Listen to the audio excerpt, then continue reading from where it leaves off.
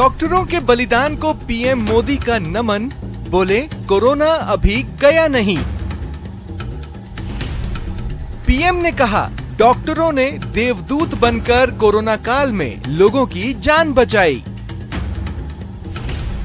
PM बोले health sector में इस साल 2 गुना बजट। पीएम ने कहा डॉक्टर्स के खिलाफ हिंसा को रोकने के लिए पिछले वर्ष कानून में कई कड़े प्रावधान किए। सीएम गहलोत ने डॉक्टर्स को बताया संकट काल का संकट मोचक। चिकित्सक बिरादरी की अपनी सुरक्षा की चिंता बरकरार।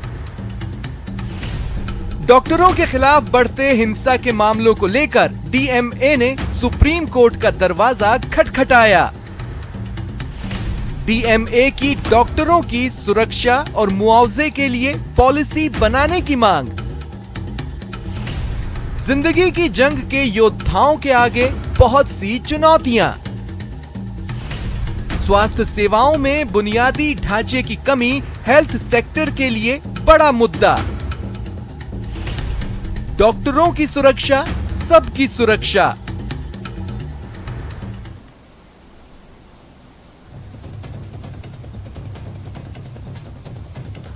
नमस्कार, बहुत स्वागत है आपका। प्राइम डिबेट देख रहे हैं आप, आपके साथ में जेपी शर्मा। महामारी के इस दौर से पहले हम सिर्फ सुनते थे कि डॉक्टर भगवान का रूप होते हैं। महामारी के ने इस हर आमो खास को डॉक्टर्स में भगवान दिखा भी दिए। तो इसको लेकर अब शुभा नहीं है कि जैसे सरहद की हिफाजत फौजी अपनी जान पर खेल कर रहे हैं, वैसे इंसानी आबादी की सुरक्षा डॉक्टरों ने भी अपनी जान पर खेल कर ही की है और कर रहे हैं। इसलिए कह सकते हैं कि यह दूसरा डॉक्टर्स डे है जो केवल औपचारिक समारोह नहीं है, बल्कि चिकित्सक बिरादरी के लिए वाकई इज्जत से भरा हुआ है। हालांकि बहुत सारी घटनाएं ऐसी होती रही हैं, या कहिए कि होती रहती हैं, जिनको लेकर डॉक्टरों को सोसाइटी से और सोसाइटी को डॉक्टर्स से बहुत गहरे गिले शिकवे होते हैं। उन पर भी बात करेंगे और डॉक्टर्स डे पर आज खास ये बातचीत होगी इन सवालों के जरिए कि महामारी ने कितनी बदली डॉक्टरों को लेकर समाज की सोच। डॉक्टर्स की सिस्टम और सोसाइटी से शिकायतों का हल क्या, और सोसाइटी की शिकायतों को भी समझेगी चिकित्सक बिरादरी।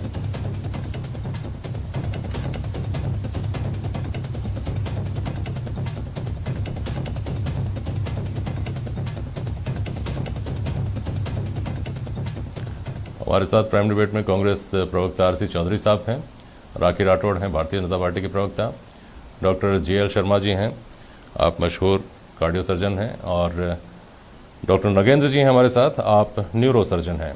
बहुत स्वागत करता हूं आप सभी का। पहली बात तो ये अच्छी हुई इस बार, और कम से कम 2 लगातार डॉक्टर्स डे, जैसा मैंने शुरू में कहा, जब लोगों के दिल से डॉक्टर्स के लिए इज्जत निकल रही है।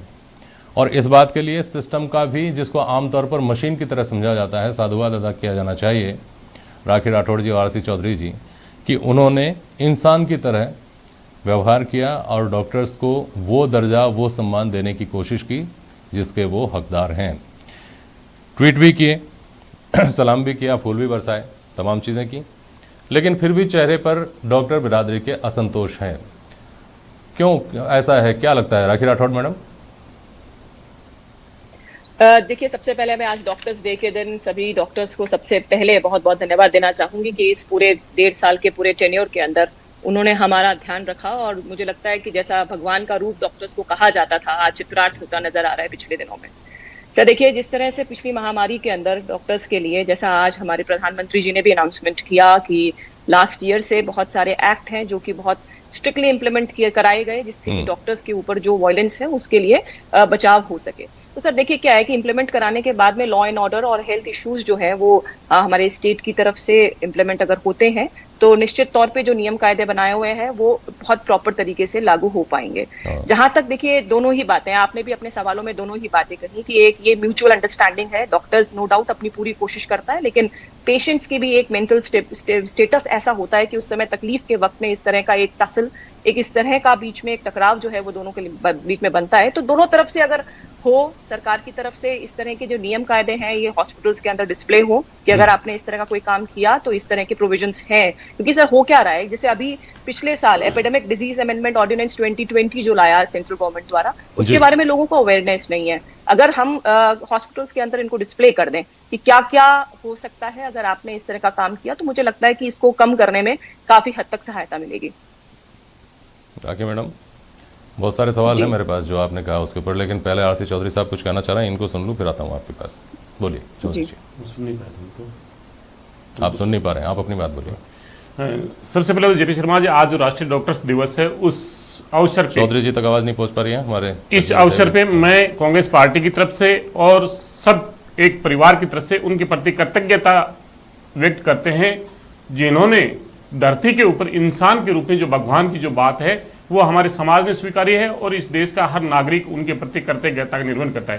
कांग्रेस पार्टी ने भी आज इस कृतज्ञता के निर्वहन के लिए एक कैंपेन के रूप में तमाम प्रदेश अध्यक्ष के निर्देशन के अंदर कैंपेन के रूप में हिस्सा लिया कि ताकि इस वैश्विक महामारी में अपने एक एक क्षण को, एक एक पल को अपनी जिंदगी पे खेल के जिस प्रकार से जीवन को बचाने के लिए समर्पित किया, उसके प्रति राजस्थान कांग्रेस कमेटी ने गोविंद डोटासरा जी के निर्देशन में एक बड़ा हिस्सा लिया।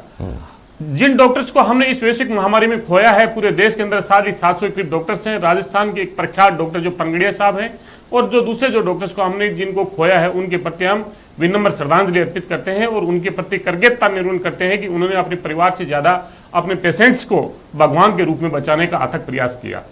निश्चित रूप से आज का जो दिन है जेपी शर्मा जी, वो समाज के लिए और डॉक्टर्स के बीच में हम भगवान की पूजा तो करते हैं, लेकिन धरती पे अगर कोई प्रत्यक्ष रूप से भगवान मानते हैं तो डॉक्टर्स को मानते हैं। ठीक है। इस दौरान उनके ऊपर कुछ हमले भी हुए, समाज का आक्रोश भी व्यक्त हुआ, वो हम सबको एक मानवता का पहलू से आगे बढ़ के देखना होगा। इसमें दोनों ही लोगों को हमें हिस्सा बन के, और ये जो एक कोई छोटी मोटी जो घटना हो जाती है, जो एक कलंक बनती है, उससे हम कैसे निस्ता पा सकें, ये हम सब के लिए एक दर्पण की तरह है। छोटी मोटी घटना को लेकर डॉक्टर इतने आक्रोशित हैं, आंदोलित हैं कि उन्होंने देश भर में अभी 8-10 दिन पहले काली पट्टी बांध करके 2 घंटे काम किया था। छोटी मोटी घटनाओं को लेकर के डॉक्टर इतने परेशान हैं कि आज दिल्ली मेडिकल एसोसिएशन ने सुप्रीम कोर्ट में याचिका दायर की है डॉक्टरों की सुरक्षा को लेकर। राखी राठौड़ मैडम को आप सुन नहीं पाए, उनका कहना था कि कानून को बहुत कड़ा कर दिया गया अमेंडमेंट के बाद में, लेकिन अब स्टेट का दायरा है, हेल्थ इश्यूज जो हैं और सुरक्षा के जो इश्यूज हैं राज्य सरकारें संभालें। चौधरी जी। जेपी शर्मा जी, जो राखी जी जो कह रहे हैं, केंद्र की सरकार ने जो पेंडेमिक एक्ट के तहत जो संशोधन की जो बात की थी 20 अप्रैल को की थी, और इस वैश्विक महामारी में जो हमले हुए, उस हमलों के अंदर कहीं न कहीं सरकार की नाकामी निश्चित रूप से रही। जिन परिजनों को हमने खोया उसके अंदर कहीं पे ऑक्सीजन नहीं थी, कहीं पे रेमडेसिविर इंजेक्शन नहीं थे, जो दवाओं का अभाव था, ऑक्सीजन का अभाव था, उसके अंदर जो आक्रोश का भंजन डॉक्टर्स को बनना पड़ा, उसके अंदर निश्चित रूप से सरकारों को सचेत होना चाहिए और उसी आधार पर किया गया। राजस्थान की सरकार ने, राजस्थान राज्य सरकार ने आज से बहुत पहले एक कानून लागू कर दिया कि कल किसी भी अगर सुरक्षा स्वास्थ्य कर्मी पे हमला होगा तो उसके ऊपर आपराधिक मामला दर्ज होगा और उस पर सख्त कार्रवाई होगी। इसको लेके, डॉक्टर्स की सुरक्षा को लेके राजस्थान सरकार बहुत पहले से प्रतिबद्ध है। माननीय मुख्यमंत्री जी की संवेदनशीलता रही, सदैव उनसे संवाद रहा है और किस प्रकार से हम उनको बेहतरीन इंफ्रास्ट्रक्चर देके कर सके, किस प्रकार से डॉक्टर्स को हम इतना एक्यूपाइड करें ताकि राजस्थान के लोगों को वो स्वास्थ्य की सेवाएं दे पाए, इन सब को लेके सरकार ने सजगता के साथ में काम किया है। राखी राठौड़ मैडम, आपने जो बात कही उसमें एक तो ये समझ में नहीं आया मुझे, आपने कहा कि कानून व्यवस्था का जो दायरा है वो राज्य सरकारों का दायरा है, तो क्या ये सवाल उत्तर प्रदेश की भाजपा सरकार पर भी उसी तरह से लागू होता है जैसे आप राजस्थान सरकार पर लागू करना चाह रही हैं? क्या ये बिहार में जहाँ भी आपकी सरकार है वहाँ भी लागू होता है? क्या दिल्ली में जहाँ की पुलिस, दिल्ली की जो पुलिस है वो केंद्र सरकार के अधीन आती है, उस पर भी सवाल उठने चाहिए? पहली बात। दूसरी बात, देखिए जेपी, दूसरी बात मैं साथ ही कह दूं कि उसका भी जवाब दे दीजिएगा। आपने अवेयरनेस की बात कही, हम 1.5 साल में लोगों को दिन रात ये जिंगल सुना कर 2 गज दूरी, मास्क है जरूरी, जितने फोन दिन में आप करते हैं उतनी बार आपको सुनाई देता है। जितनी बार आप घर से निकलते हैं आपके घर के आसपास 100 मीटर के अंदर अंदर आपको एक बड़ा होर्डिंग दिख जाता है, 2 गज दूरी, मास्क है जरूरी, मास्क ही बचाव है, मास्क है। लेकिन कितने लोगों को मास्क लगाकर निकलते हुए देखते हैं हम? कितनी अवेयरनेस ला पाए हम? तो आप ये उम्मीद करती हैं क्या कि हॉस्पिटल के बाहर आप एक कानून की धारा लिख देंगे कि इस तरह से मारपीट करेंगे तो अंदर जाएंगे, जमानत भी नहीं होगी और लोग मान जाएंगे उससे? देखिए जेपी शर्मा जी, आपने बिल्कुल ठीक कहा कि अभी जो अवेयरनेस कैंपेन चला रहे हैं उसके बावजूद भी लोग बाग जो है वो बिना मास्क के आ रहे हैं। लेकिन सर, अवेयरनेस लगातार एक सतत प्रक्रिया है जो कि करनी चाहिए। अगर इसका ऐसा करने से, मैं कहती हूँ, अगर 2 4 5 लोग भी अगर उसको फॉलो करते हैं, आप ये सोचिए अगर ये अवेयरनेस नहीं होती शायद कितने लोग ऐसे होते जो मास्क पहनते ही नहीं। तो अवेयरनेस से नो डाउट देखिए कैंपेन से फायदा होता है। आपकी बात ठीक है कि उस लिमिट तक नहीं होगा जिस लिमिट तक होना चाहिए। तो जैसे मैंने आपसे कहा कि इस तरह की बातें जब स्पेसिफाइड होगी कि नॉन बेलेबल ऑफेंस है इस तरह का, अगर आपने कोई एक्ट किया तो निश्चित तौर पे लोग जो आएंगे उनमें से कुछ लोग भी अगर उसको पढ़ करके उसको इंप्लीमेंट करते हैं तो मुझे लगता है कि वो अवेयरनेस जो है वो सक्सेसफुल होगी। आपने यूपी का, आपने बिहार का, आपने दिल्ली का एग्जाम्पल दिया। देखिए सर, जहां पर भी इस तरह की एक्टिविटीज होती हैं कहीं पर भी सही नहीं है। इनफैक्ट मैं ये कहूं आपसे कि मुरादाबाद के अंदर जैसे ही एपिडेमिक एक्ट आया, सबसे पहले आपने देखा कि किस तरह से एक डॉक्टर और 2 लोगों की टीम सैंपल्स लेने गई और उन पर पत्थरबाजी की गई, उन पर थूका गया। 17 लोगों के खिलाफ जो है यूपी गवर्नमेंट ने एक्शन लिया। तो एक्शंस लगातार ले रहे हैं, लेकिन जहां पर भी कमी है सर होनी चाहिए, उसके लिए हम ये जस्टिफाई नहीं कर सकते हैं कि अगर वहां का अच्छा है और यहाँ का, हमने ऐसी बात नहीं कही है। लेकिन जो हो सकता है सर, सभी स्टेट्स को वो अपनाना चाहिए। कानून का इंप्लीमेंटेशन हर जने के लिए पूरे देश में एक प्रॉपर तरीके से हो तो निश्चित तौर पर इन घटनाओं में कमियां आएंगी। चौधरी साहब आपको सुन नहीं पा रहे हैं किसी तकनीकी खराबी की वजह से। चौधरी साहब, लेकिन मेरा सवाल राखी राठौड़ मैडम के जवाब से ही कहीं उभरता है। आपने कहा कि राजस्थान में सबसे पहले कानून बना, राखी जी कर रही हैं कि केंद्र ने, मैं डॉक्टर जीएल शर्मा जी और डॉक्टर नगेंद्र शर्मा जी आपके पास आऊँगा, लेकिन चूंकि बहस का ये हिस्सा पूरी तरह से राजनीतिक है और आप दोनों पूरी तरह से गैर राजनीतिक आदमी हैं, तो मैं आपके पास आपके प्रोफेशन से जुड़े हुए और महामारी के इस दौर से जुड़े हुए सवाल लेकर आऊँगा। पहले मेरे राजनीतिक मित्रों के पास में आरसी चौधरी साहब, सवाल ये उठता है कि केंद्र के द्वारा ऑर्डिनेंस जो एक्ट था, उस एक्ट में बहुत ही कड़ाई के नए कानून के नए प्रावधान लागू कर दिए जाने के बाद, और आप कह रहे हैं कि बहुत पहले ही राजस्थान में तो ये हो चुका, उसके बाद क्या आप दोनों में से कोई मुझे आंकड़े दे सकता है कि पहले तो डॉक्टरों पे हमले की इतनी घटनाएं होती थी, उसके बाद इतनी गिरावट आ गई और अभी तक ऐसे इतने लोगों को गिरफ्तार किया गया है जिनकी जमानत में नहीं हुई नए कानून के तहत, जो जेल में पड़े पड़े सड़ रहे हैं? दे सकते हैं कोई आंकड़े आप दोनों? जेपी शर्मा जी, निश्चित रूप से आपने जो बात कही, उन्होंने जो संशोधन किया है वो कानून, जिस संशोधन में उन्होंने किया है, ये एपिडेमिक डिजीज एक्ट 1897 में संशोधन करके 22 अप्रैल 2020 को केंद्र की सरकार ने माननीय राष्ट्रपति महोदय के पास में भेजा था। लेकिन राजस्थान के अंदर जो सुरक्षा को लेके, जिसमें ये 5 माह से लेकर 7 साल की सजा और इसको गैर जमानती जो मुकदमा है उसके अंदर ये रहे कि आदमी की वहीं पे थाने के अंदर जमानत ना हो। निश्चित रूप से जो आपने आंकड़ों की बात कही, कानून एक सुरक्षा का कवच देता है, कानून अपराध को नहीं रोकता। अपराधियों को कानून के तहत कहीं ना कहीं जो सजा देने का जो प्रावधान है वो कानून करता है। इससे पहले भी बहुत से कानून है, महिला सुरक्षा को लेकर हो चाहे किसी और व्यक्ति की सुरक्षा को लेकर हो, अपराध होते रहे, लेकिन सजगता ये रहती है कि जो कोई अपराध करता है उस अपराधी को वो सजा मिले और वो प्रावधान सरकार किए और सरकार उसके साथ साथ में किस प्रकार से, चाहे पुलिस चौकी की स्थापना हो, आज एसएमएस हॉस्पिटल है वहां पे थाने की स्थापना की, हर हॉस्पिटल्स के अंदर जहां पे जितनी घटनाएं हुई वहां पे चौकी की स्थापना की, मुकदमे दर्ज किए गए। आपने जो आंकड़ों की बात की, निश्चित रूप से मैं माफी के साथ कहना चाहूंगा कि अभी मैं आंकड़े पूरे नहीं रख पाऊंगा कि कितने जो हम मुकदमे दर्ज कर पाए और कितनों को हमने सजा दिला पाई। कोई बात नहीं, सवाल तो ये है ना चौधरी साहब, आपने कहा ना कि कानून अपराध को नहीं रोकता, कानून तो अपराध अगर कोई कारित हो जाता है तो उसको अंजाम तक पहुंचाने का काम करता है, लेकिन ये जो भाव है, ये जो ज्ञान है, ये उस वक्त गायब हो जाता है जब आप विपक्ष में होते हैं, सत्ता में कोई और होता है और तब कोई अपराध घटित हो जाता है तो आप ये कहते हैं देखिए कानून व्यवस्था का ये हाल है। देख, कानून व्यवस्था होता है कि नहीं ऐसा? और ये सवाल आपके लिए नहीं है, ये राखी राठौड़ जी के ऊपर भी है ये आरोप। बोलिए बोलिए। नहीं, आपने बिल्कुल सही बात कही। जब आप विपक्ष में होते हैं तो विपक्ष में आप जनता की आवाज को उठाते हैं। जब अगर अपराधी बच्चे हैं, अपराधी खुले में घूमते हैं, अपराधी को हम अगर पुलिस नहीं पकड़ पाती, अपराधी को उसका चालान पे समय पे नहीं हो पाता, निश्चित रूप से सरकार को कटघरे में खड़ा करने का काम आप जैसे जो लोकतंत्र के जो चौथे स्तंभ है वो करते हैं और सजगता के साथ में, और यही तो समाज की आवाज है, इसीलिए आप लोकतंत्र के चौथे स्तंभ है। इसलिए मुझे लगता है चौधरी साहब, देखिए सवाल उठाना बहुत आसान है जो मैं उठा रहा हूं आप दोनों के ऊपर। सरकारें, सिस्टम कानून बना सकता है, कानून को और कड़ा कर सकता है, उसको लेकर और ज़्यादा विजिलेंट हो सकता है, लेकिन सोसाइटी की सोच बदलने का काम सोसाइटी खुद ही कर सकती है। या फिर डॉक्टर जीएल शर्मा जी, ये काम इस महामारी ने आप लोगों के जरिए करवा दिया है। जब डॉक्टर्स को देखा सोसाइटी ने कि जिन लोगों के ऊपर हमले की हम खबरें पढ़ते हैं, उन लोगों को देखिए वो अपने घरों के अंदर नहीं जा पा रहे हैं, बाहर सड़क पर बैठकर खाना खाता है आदमी, वापस आ जाता है, 24 घंटे काम कर रहा है। तो इस 1-1.5 साल का जो दरमियान है, इसने अपने आप ही उस सोच को काफ़ी हद तक बदला है। क्या डॉक्टर बिरादरी को ऐसा लगता है? Doctor GL Sharma ji.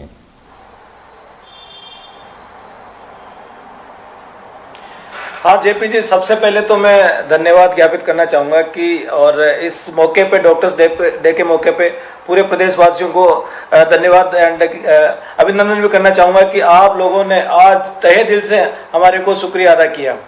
दूसरी बात जो आपने पूछी है कि चेंज ऑफ मेंटेलिटी, पहले अपराध क्यों होते थे और अपराध में इतना परिवर्तन क्यों आया, इसके बारे में 2 बातें बोलना चाहता हूँ। किसी भी चीज़ में अपराध होता है तो कोई आइडियल होता है आपका। आइडियल हमारे जैसे पहले आपने कोई धर्मगुरु देखा होगा, वो डॉक्टरों के पीछे एलोपैथी के पीछे पड़ गए। हमारे महानायक थे कुछ लोग, उन्होंने अपना कोई सीरियल बनाया और सीरियल में डॉक्टरों को ऐसा प्रतिशत किया। किसी राजनेता ने ऐसा दिया कि भाई कोई वेंटिलेटर पे लगता, वेंटिलेटर को बदनाम कर दिया। फिर कोई किसी नायक ने एक पिक्चर बनाई और पिक्चरों के माध्यम से ऐसे डॉक्टरों को बदनाम किया। तो जेपी जी, मैं आपके माध्यम से यही कहना चाहता हूँ कि डॉक्टर भगवान नहीं होता है, लेकिन जब किसी को प्रॉब्लम होती है तो वो भगवान समझने लग जाता है, वो गलती होती है। डॉक्टर भगवान की तरह ही काम करता है, लेकिन भगवान नहीं होता है। मैं आपसे हाथ जोड़ के ये विनती करता हूं कि भगवान नहीं माने, भगवान जैसा होता है। दूसरा सोल्यूशन क्या है क्या नहीं है, पिछले 1.5 साल में ये जो मेंटेलिटी मैंने आपको बताई कि 4 जो इंसिडेंट्स बताए कि डॉक्टरों में हमले क्यों होते हैं, किसी आइडियल को समझ के उसके पब्लिक फॉलो करती है, पब्लिक फॉलो करती है तो डॉक्टरों पे हमले होते हैं। लेकिन इस कोरोना महामारी ने जो डॉक्टरों की इज्जत में इजाफा किया पिछले 1.5 साल से, डॉक्टर को अपने आप पब्लिक भगवान मानने लग गई है। आज मेरा दूसरा ये डॉक्टर्स डे है। पिछले कोरोना काल में भी डॉक्टर्स डे मनाया था हमने, वर्चुअली मना रहे हैं और आज भी डॉक्टर्स डे मना रहे हैं। मेरे पास में पर्सनली इतने फोन आए लोगों के जिनका मैंने इलाज किया और जिनके परिवारों को मैंने बचाया कि मैं आपको बता नहीं सकता। इतने व्हाट्सएप कॉल आए, इतने फेसबुक कॉल आए। तो इसका मतलब ये है कि जो हमने पिछले अपराध करती थी पब्लिक, उसमें काफी परिवर्तन आया, हृदय परिवर्तन आया। अब सोच में ऐसा बदलाव आया है कि अगर कोई आदमी हमको बचा सकता है तो वो डॉक्टर ही है। अगर किसी बीमारी के टाइम में अस्पताल में जाते हैं तो सबसे पहले आपकी मुलाकात डॉक्टर से होती है। तो निश्चित रूप से समाज में ये जो बदलाव देखने को मिला है, ये कोरोना एपिडेमिक के बाद में हुआ है। और मैं धन्यवाद देना चाहता हूँ पूरी आम जनता को कि ये बदलाव बना रहे और एक डॉक्टर का सम्मान, क्योंकि जब तक पेशेंट और डॉक्टर का जो रिलेशंस है, अगर उसमें कोई परिवर्तन आता है, उसमें कोई बदलाव आता है तो ये समाज के लिए अच्छी बात नहीं होती है। हम जैसे ऑपरेशन करते हैं, मैं अपना काम करता हूँ तो मेरे को ये लगा रहता है कि अगर पेशेंट का अच्छा नहीं हुआ, डर रहेगा तो मैं ऑपरेशन अच्छा नहीं कर पाऊंगा। अगर मेरे को डर की भावना बिल्कुल ही खत्म हो जाए, और डर की भावना खत्म कौन करवाए, ये राजनेता लोग जो कानून बनाएंगे, कानून को स्ट्रिक्टली इंप्लीमेंट करेंगे, तो डॉक्टर में निर्भयता की माहौल पैदा होगा और वो अपना काम अच्छी तरह से कर पाएगा। क्योंकि आप देखते हो कि पब्लिक भी जब पेशेंट सीरियस हो जाता है उस समय लेके हॉस्पिटल में पहुंचती है और फिर बोलती है बचा लो बचा लो बचा लो। डॉक्टर अपना 100% देने का काम करता है। कोई मरीज से डॉक्टर का कोई भी भेदभाव नहीं करता और कोई बदले की भावना से काम नहीं करता। हर डॉक्टर हर पेशेंट्स को अपने माता पिता के समान, हमारे परिजनों के समान इलाज करने की कोशिश करता। फिर बचना और नहीं बचना तो ऊपर वाले पे होता है। बिल्कुल सही बात है। और उस वक्त लोगों की जो मानसिकता होती है, परिजनों की जो मानसिकता होती है, उसका काफ़ी हद तक आप ये कह सकते हैं कि वो भावुकता, उस वक्त की जो उनकी निराशा होती है, वो कहीं ना कहीं इस तरह की घटनाओं के रूप में सामने आती है। लेकिन चुनौतियाँ दूसरी तरह की भी हैं डॉक्टर नगेंद्र शर्मा जी। चुनौती ये भी है कि विश्व स्वास्थ्य संगठन कहता है कि 1000 लोगों पे वो एक डॉक्टर हो, हमारे यहाँ 1500 लोगों पे एक डॉक्टर है। अभी चौधरी साहब ने इक्विपमेंट्स की और संसाधनों की, दूसरे संसाधनों की कमी की बात कही। पहली समस्या तो मानव संसाधन की कमी की नहीं लगती है क्या? और ख़ास तौर पे वहाँ जहाँ मैंने रिपोर्ट पढ़ी कि अगर हम जिस गति से चल रहे हैं उसी गति तक चलते रहे तो झारखंड में इस बेंचमार्क तक पहुँचने के लिए 87 साल चाहिए, बिहार में 56 साल चाहिए, जब डॉक्टर 1000 लोगों पर एक डॉक्टर वहाँ पे होगा।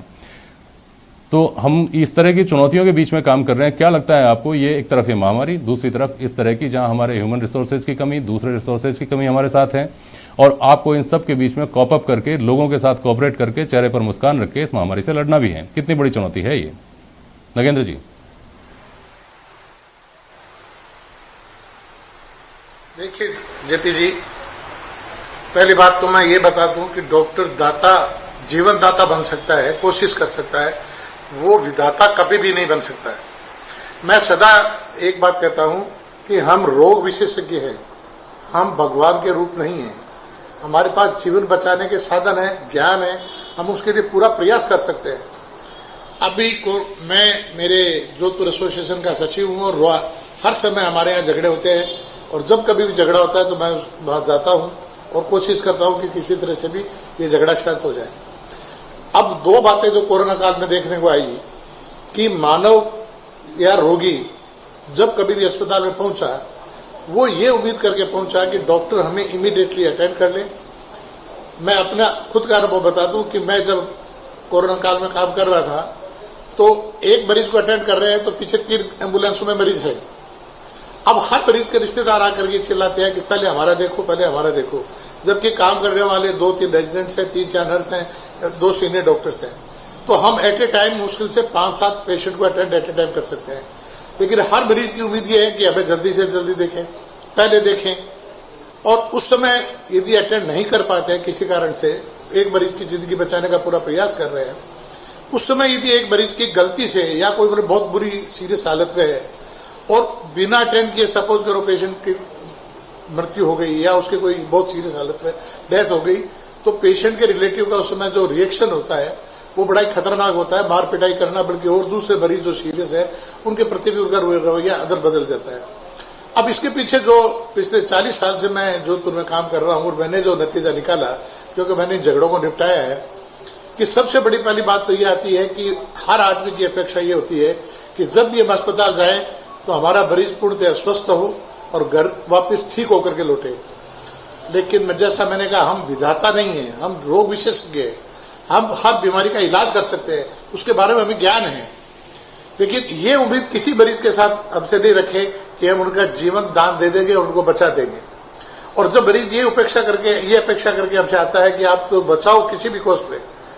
मैं अभी आपको एक छोटा सा एग्जांपल बताऊं, हालांकि पर्सनल चीजें बताना नहीं चाहिए, लेकिन मैं इस सवाल का जवाब आपको इसी तरह से देता हूं। मैं खुद कोरोना से पीड़ित था, मेरी सीरियस हालत थी। 17वें दिन मेरी रिपोर्ट नेगेटिव आई थी, 25वें दिन मेरे पास बाड़मेर से एक बहुत सीरियस मरीज को लाया गया। मैंने कहा भाई मैं कोरोना से पीड़ित हूँ, मैं खुद बुरी हालत में हूँ। तो उनका साहब यदि नहीं करोगे तो मरीज मर जाएगा। मैंने मरीज को देखा और मुझे इमीडिएटली पता चला कि इस मरीज की मेरी जिंदगी से ज्यादा इस मरीज का तुरंत ऑपरेशन करना जरूरी है। आप जेपी शर्मा जी बिलीव नहीं करेंगे, मैं बुरी हालत में सांपती हुई कंडीशन में रात के 2 बजे ले जाके पेशेंट को ऑपरेट किया और केवल अपनी जिंदगी को खतरे में डाल के मैंने जीवन बचाने का काम किया। हर डॉक्टर का मन में भाव यही रहता है कि मरीज बचे। और जिस दिन वो मरीज ठीक होकर घर गया तो मैं अपनी बीमारी भूल गया। और आज सुबह उस मरीज का फोन आया कि डॉक्टर साहब आप कैसे हैं। मैंने कहा मैं ठीक हूँ, कि भगवान आपको 1000 साल की उम्र दे। तो मैंने उसको एक शिक्षा दी कि मैंने तो अपनी जिंदगी खतरे में डाल को बताया, लेकिन आप सदा जिंदगी भर डॉक्टरों के प्रति ऐसी भाव, ऐसे संभाव और ऐसी ही अपनी उम्मीदें रखें, लेकिन किसी डॉक्टर को भगवान के रूप में पूछ करके उसे भगवान जैसे फल प्राप्त करने की इच्छा नहीं करें। मानव संसाधन बिल्कुल सही बात है, डॉक्टर्स की कमी, समय डॉक्टर साहब समाप्त हो रहा है। लेकिन ये सही बात है आपकी कि इस तरह की नज़ीर जब किसी भी डॉक्टर के द्वारा दी जाती है तब स्वाभाविक रूप से, निश्चित रूप से जब ये खबर लोगों तक पहुंचती है तो पूरी बिरादरी के लिए, चिकित्सक बिरादरी के लिए इज्जत से, सम्मान से मन भर उठता है, श्रद्धा से मन भर उठता है। ज़रूरत लेकिन इस बात की भी है, जैसा मैंने कहा, जिस पर हम बहुत ज़्यादा उस पहलू पर बात नहीं कर पाए, कि अगर हमारे पास ह्यूमन रिसोर्सेज पर्याप्त हों, गाँव में, शहरों में पर्याप्त वितरण हो, हम गाँव से डॉक्टर्स का पलायन शहरों की तरफ रोक सकें, गाँव में भी पर्याप्त चिकित्सा सुविधाएँ हम उपलब्ध करा पाएँ, तो शायद इस तरह की स्थितियाँ नहीं आएंगी, कहना मुश्किल है, लेकिन बहुत कम आएंगी, ये निश्चित तौर पर कहा जा सकता है। बहुत शुक्रिया आप सभी का आज प्राइम डिबेट में शामिल होने के लिए। डॉक्टर्स डे की एक बार फिर से आपको बहुत बहुत शुभकामनाएं, बहुत बहुत बधाई, धन्यवाद।